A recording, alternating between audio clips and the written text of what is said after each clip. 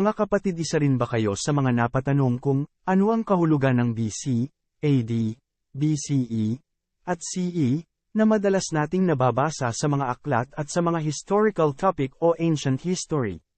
Ang mga ito po kapatid ay ang pinaka-point of reference talaga nito ay si Jesus Christ. Ang term na BC ay nangangahulugan na before Christ. Halimbawa kapatid, ang 550 BC, ito po ay nangangahulugang 550 years bago ipinanganak si Jesus.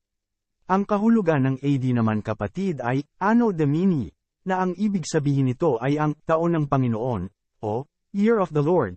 Halimbawa naman ito kapatid, ang 2000 AD, well ito naman po kapatid ay nangangahulugang 2000 years pagkatapos ipanganak si Jesus.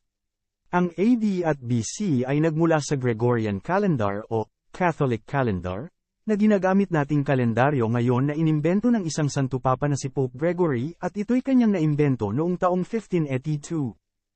Ang BCE at CE naman ay nagmula sa Julian calendar o Roman calendar, at ito'y inimbento ni Julius Caesar noong 46 BC na mas nauna pa sa Gregorian calendar.